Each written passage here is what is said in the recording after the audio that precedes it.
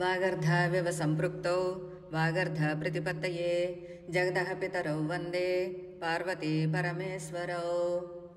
ఈరోజు మనం కర్దమ మహర్షి గురించి తెలుసుకుందాం. కృతయుగంలో బ్రహ్మ నీడ నుండి ఆవిర్భవించినవాడు కర్దమ ముని. ప్రారంభంలో భూమి సంతానహీనమైంది.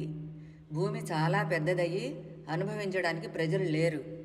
బ్రహ్మదేవుడు కర్దముని పిలిచి సంతానోత్పత్తి చేయమని నియమించాడు. సృష్టిలో జీవరాశులను సృష్టించడంలో ముఖ్య పాత్ర వహించాడు కనుక కర్దముడు ప్రజాపతిగా కీర్తించబడ్డాడు. బ్రహ్మ ఆజ్ఞతో ఆయన సరస్వతీ నదీ తీరంలో 10,000 దేవతా సంవత్సరాలు తపస్సు చేశాడు. ధ్యాన తత్పరుడై ఏకాగ్ర చిత్తంతో మహావిష్ణువును ఆరాధించాడు. హరి ప్రత్యక్షమై, నీ మనసులోని కోరిక నాకు తెలుసు. నీవు ఏమి కావాలి అని కోరి నన్ను భక్తి శ్రద్ధలతో ఆరాధించావో ఆ కోరిక ఆవశ్యం నెరవేరుతుంది. బ్రహ్మపుత్రుడు, బ్రహ్మావర్త దేశం రాజు అయిన స్వయంభువ మనువు తన భార్య శతరూపను, తన కుమార్తె దేవహూతిని వెంట పెట్టుకొని నీ వద్దకు వచ్చి తన పుత్రికను నీకిచ్చి వివాహం చేస్తాడు. ఆమెను వివాహం చేసుకొని 99 కుమార్తెలను కంటావు అని చెప్పాడు. అది నీకు బంధనం అని దుఃఖించకు. ఈ సంసారం బ్రహ్మ ఆజ్ఞ ప్రకారం, నా అభిమతం ప్రకారం జరుగుతుంది. ఈ కర్మ అంతా నా యందు సమర్పణ బుద్ధితో చెయ్యి. దానివలన నీకు దుఃఖం కలుగదు. తరువాత నేనే స్వయంగా నీకు కుమారుడుగా పుడతాను అన్నాడు ఆ శ్రీహరి. ప్రాణికోటికి అభయం ఇస్తూ దానాలు చేస్తూ సుజ్ఞానివై ప్రవర్తించు. నాలో లోకాలు ఉన్నాయి అని, నీలో నేనున్నాను అని తెలుసుకొని నన్ను ఆరాధిస్తూ ఉండు. నీవు సన్యాస ఆశ్రమమును స్వీకరించి అంత్యకాలంలో నీవు నా సన్నిధికి చేరగలవు.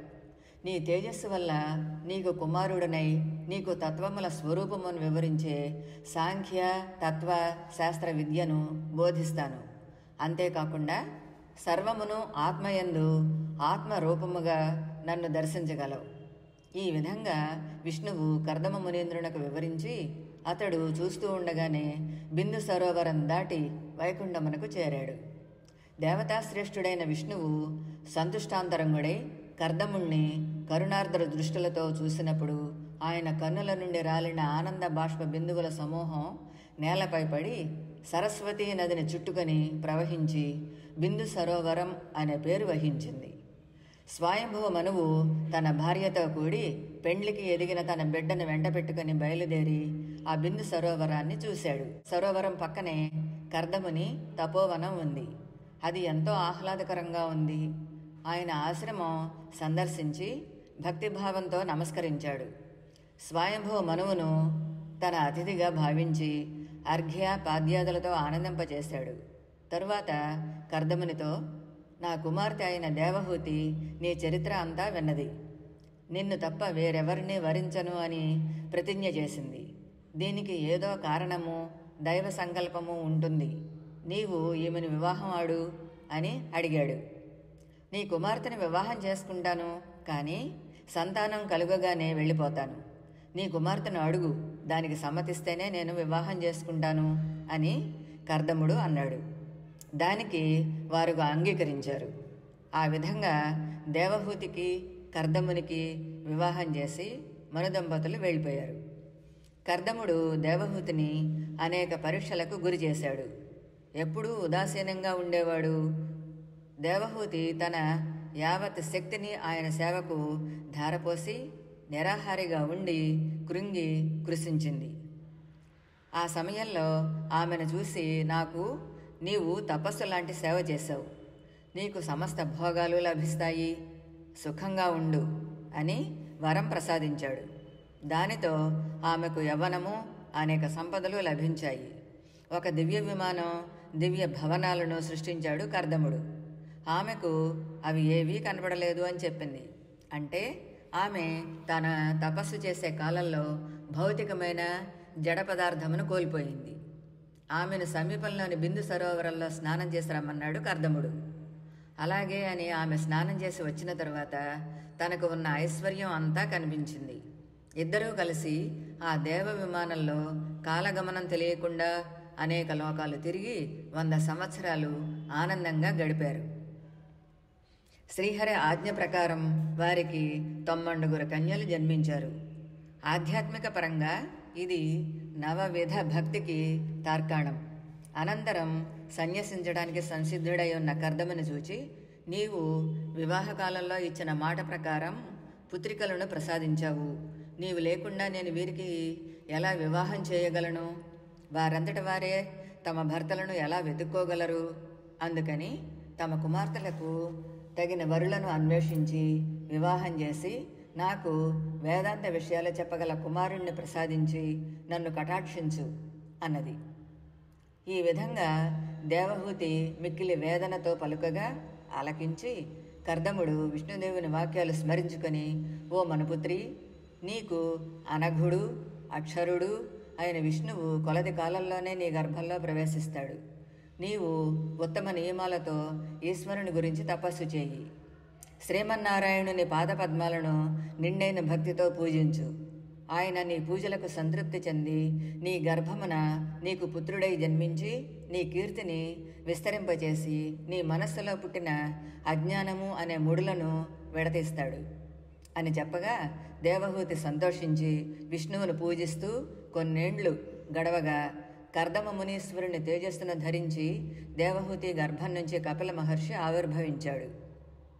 ఆ శుభ సమయంలో దేవహూతికి తత్వజ్ఞానాన్ని బోధించడానికై ఆమె గర్భంలో పుట్టిన పరబ్రహ్మ స్వరూపుడు అయిన శ్రీ మహావిష్ణువును దర్శించడం కోసం మరీచి మొదలైన మునులతో కూడి బ్రహ్మదేవుడు విచ్చేసి ఆ మహాత్ముని దర్శనం చేసుకున్న అనంతరం కర్దమ దేవహూతులతో, ఆ పరాత్పరుడు మీ కోరికను చక్కగా నెరవేర్చాడు. అందువల్ల మీ జన్మ సార్థకం అయ్యింది. మీ పుత్రికలను ఉత్తమ స్వభావులు సదాచార సంపన్నులు అయిన మునిశ్రేష్ఠులకు ఇచ్చి వివాహం చెయ్యి. వారి వల్ల ప్రజాసృష్టి అనేక విధాలుగా అభివృద్ధి చెందుతుంది. నీ సుతుడు సమస్త ప్రాణుల హృదయాలలోని మనోరథాలను నెరవేర్చే ఘనుడు. ఆయనే పుండరీకాక్షుడు. అమ్మా దేవహూతి, జ్ఞాన విజ్ఞాన యోగాలు అనే ఉపాయాలచే కర్మజీవుల్ని ఉద్ధరించడానికై కమలాక్షుడు నీ కడుపును ఉదయించాడు. ఈ మహాత్ముడు ఆత్మస్వరూపమును తెలియుట, దాని యందు నిష్టను కలిగి ఉండుట అనే యోగం ద్వారా జిజ్ఞాసువుల వాసనలను నశింపచేయగలడు. ఈ వాసనలే కర్మలకు మూలములో ఉండి బంధిస్తున్నాయి. ఈయన నీకు నీ హృదయంలోని సంశయాలు తీర్చి తత్వబోధ చేస్తాడు. అంతేకాకుండా సమస్త సిద్ధుల గుణములకు అధీశ్వరుడై సిద్ధపురుషులతో సేవించబడుతూ సాంఖ్యయోగంతో ప్రకాశించే పరతత్వమందు సుస్థిరుడై కపిలుడు అనే పేరుతో 3 లోకాలలోనూ సంచరిస్తూ నీ కీర్తిని ఇనుమడింపచేస్తాడు అని పలికి వివాహం నిమిత్తం మరీచి మహర్షిని అక్కడే వదిలి బ్రహ్మ తన నివాసానికి వెళ్ళిపోయాడు. కర్దముడు బ్రహ్మ ఆదేశానుసారం తన కుమార్తెలు అయిన కళను మరీచి మహర్షికి, అనసూయను అత్రి మహర్షికి, శ్రద్ధను అంగీరసునకు, హవిర్భువును పులస్త్యునకు, గతిని పులహునకు, క్రియను క్రతువునకు, ఖ్యాతిని భృగువునకు, అరుంధతిని వశిష్ఠునకు, శాంతిని అధర్వునకు ఇచ్చి యథావిధిగా వివాహం చేశాడు. సనాతన వైదిక ధర్మానికి ఈ మహర్షులు మూల స్తంభాలు. అనంతరం దేవదేవుడైన వాసుదేవుడు తన ఇంట్లో పుట్టి పెరుగుతూ ఉన్న విషయాన్ని జ్ఞప్తికి తెచ్చుకుని ఏకాంత ప్రదేశంలో కపిలునకు నమస్కారం చేసి, నీవు పూర్వం మాట ఇచ్చిన ప్రకారం నన్ను అనుగ్రహించడానికి నాకు కుమారుడివై జన్మించావు. నీవు ప్రకృతికి అతీతుడవు. నీవు నాకు పుత్రుడివై పుట్టడం వల్ల నేను దేవ, ఋషి, పితృ రుణాలు 3 నుండి విముక్తిని పొందాను. నేను నా పాదపద్మములను నా హృదయమును పదిలపరుచుకొని సన్యాస ఆశ్రమమును స్వీకరిస్తాను అని పలికిన కర్దమును చూచి, నీకు ఇచ్చిన వాగ్దానం మేరకు అవ్యాజమైన అనుగ్రహంతో నీ ఇంట పుట్టాను. అవాప్త కాముడువనైన నాకు కోరికలు అంటూ ఏమీ లేవు. కలుషితమగు అంతఃకరణము జీవుని లింగ శరీరములో బంధిస్తుంది. దాని నుండి ఆత్మసాక్షాత్కారం కోరు మహాత్ములైన మునులకు పరమ వివేకంతో కూడిన తత్వజ్ఞానాన్ని ప్రబోధించడం కోసం ధరించిన దేహంగా నన్ను తెలుసుకో. నీ బుద్ధిని నాయందు లగ్నం చెయ్యి, నా పాదాలను ధ్యానించు. యోగ మార్గాన్ని అవలంబించి సమస్త కర్మలను నాకే అర్పించడం ద్వారా మృత్యువును జయించవచ్చు. మోహానికి లోబడకు, మనోవికారాలు త్యజించు. మోక్షం కోసం నన్నే పూజించు. నన్ను నీ హృదయ కమలం మధ్యలో కర్ణికా తలంపై పదిలంగా నిలిపి జితేంద్రుడివై మనోనేత్రంతో సూటిగా దర్శించు. నీవు మోక్షాన్ని పొందుతావు అని పలికిన కపిలునికి అత్యంత భక్తితో నమస్కరించి అరణ్యానికి వెళ్ళి అక్కడ మౌనం వహించి ఇహలోక బంధాలను త్యజించి నేను, నాది అనే భావన వదిలి సమస్త ప్రపంచాన్ని విష్ణుమయంగా భావిస్తూ భక్తియోగంతో పరమపదాన్ని అందుకున్నాడు అని మైత్రేయుడు విదురుడికి చెప్పాడు అని మనకు భాగవతం ద్వారాగా తెలుస్తోంది. కర్దముడు వనానికి వెళ్ళిన తరువాత బిందు సరోవరం వద్ద కూర్చుని ఉన్న తన కుమారుడైన కపిలుని దర్శించి ఈ అజ్ఞాన అంధకారం నుండి బయటపడే మార్గం చూపించమని కోరింది. తన తల్లి అయిన దేవహూతి కోరికను ఆలకించినవాడై తల్లికి తత్వజ్ఞానం బోధించాడు. భక్తి, జ్ఞాన, వైరాగ్యాలే బ్రహ్మ సాక్షాత్కారానికి సాధనాలు అని తెలియజేసిన కపిలుని తల్లి అయిన దేవహూతి మనస్సును సంతోషించి తన సంపదనంతా పరిత్యజించి వైరాగ్యం కుదురుకోగా అనుష్ఠానంతో బ్రహ్మజ్ఞానం ప్రాప్తించింది.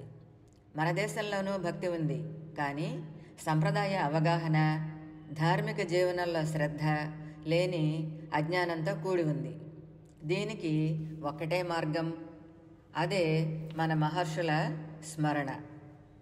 కపిలముని సాంఖ్య, భక్తి, యోగ మార్గాలతో పునీతి అయిన దేవహూతి బిందు సరోవర ప్రాంతంలోని సిద్ధపూర్ అనే చోట వైకుంఠ లోకాన్ని పొందింది. ఆమె యొక్క భౌతిక అంశాలు ప్రవహించే నదిగా రూపాంతరం చెందాయి. అదే ఇప్పటి మాతృగయ. ఇది పంజాబ్ రాష్ట్రంలో ఉంది. కపిలుడు తన తల్లికి తెలిపిన జ్ఞాన మార్గాన్ని శ్రీకృష్ణుడు ఉద్ధవుడికి వివరించాడు. దీనినే ఉద్ధవ గీత అంటారు. ఓం కర్దమ మహర్షియే నమః. స్వస్తి.